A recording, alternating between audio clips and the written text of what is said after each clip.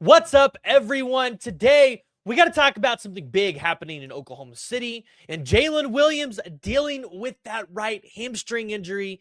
And once again, the Thunder are going to be tested by injuries. This time, though, in my opinion, one of the worst possible times for the Oklahoma City Thunder. I'll tell you about that here in a second. The season was supposed to be about building momentum, another deep playoff push, potentially another championship, going back to back, which we haven't seen the team do in the NBA in quite a while. But with OKC being hit by injury after injury, and now one of their most important players sidelined, today we got to break down what Jalen Williams' injury means for Oklahoma City, how serious is the situation really, and which Thunder players have to step up and this team wants to stay competitive. But let's go ahead and let's just dive right into it, right? So Jalen Williams suffered a right hamstring injury in that Miami game, and this is just a huge blow for the Oklahoma City Thunder. And he's obviously not going to have him today against the Cleveland Cavaliers. And J-Dub has been Oklahoma City's best scorer outside of SGA. And it really started to feel like maybe he was coming back into form a little bit in that Miami game. You saw him make 2 straight threes. And, you just kind of started to maybe see flashes of the J-Dub of old before he got hurt last year with that wrist injury. Just an all-around secondary playmaker and one of the better perimeter defenders, just one of the better defenders Oklahoma City has on their roster. Arguably, when healthy, one of the more consistent players night to night. Before the injury, J-Dub was averaging 19, 20 points per game, 4 to 5 rebounds, 4 assists, shooting pretty efficiently on all 3 levels. But the biggest thing was he helped give Oklahoma City a little bit more stability when Shea was sitting on the bench or maybe was getting trapped, because we've seen a lot of teams decide that that's how they're going to defend Shea this year. And the problem with this injury in J-Dub is hamstring injuries are tricky, right? They linger.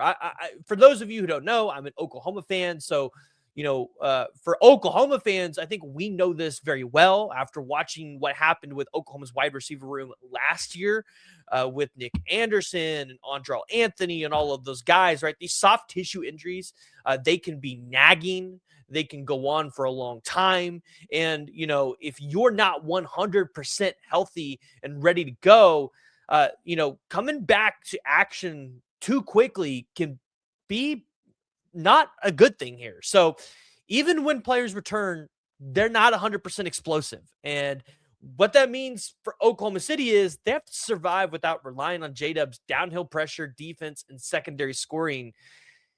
But Oklahoma City's had an injury-ridden season. I mean, you've seen Isaiah Hartenstein, obviously Thomas Sorber is out the whole year. Topic you haven't still seen him play any meaningful minutes. You've seen Lou Dort out. You've seen Cason Wallace out. Shea's been out at a point, right? You've seen Chet Holmgren out. You mean, at this point, I think everybody on the roster at some point, I'd have to go back and look, but it feels like everybody in the roster at some point has had to sit a game or two because, it's just been not that great for Oklahoma City.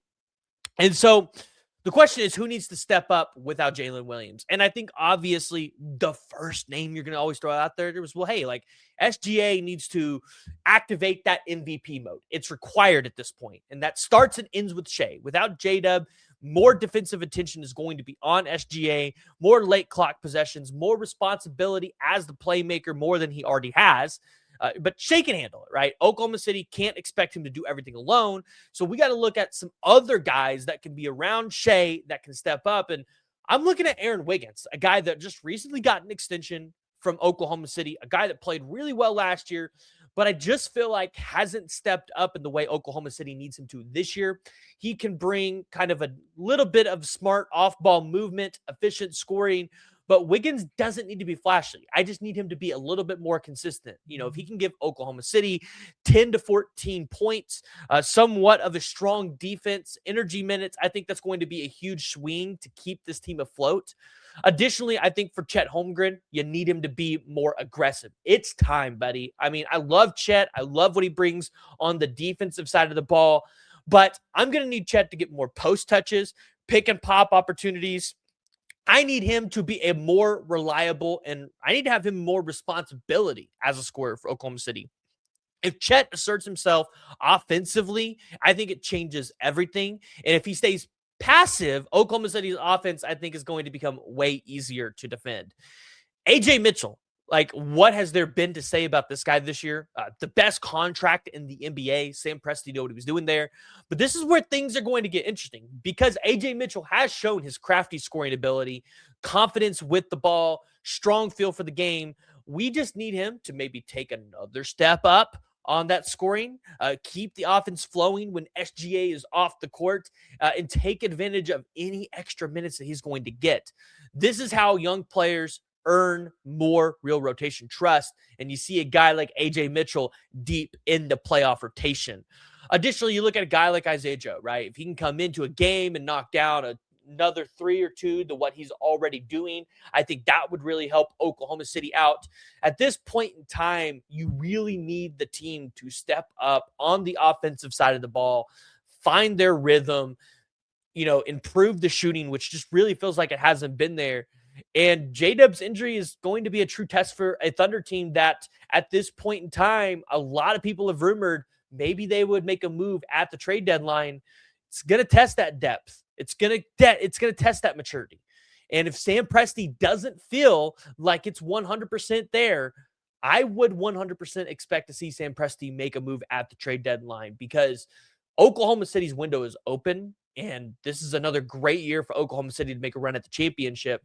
And if that means you got to go make a move to, give you a little bit more help while you're allowing J-Dub to just get fully healthy to make a playoff run, I think that's what you have to go out there and do. So let me know what you guys think down in the comments below. Hit that like button, subscribe for more Thunder content, and let me know, who do you think steps up the most? Until next time, Thunder up.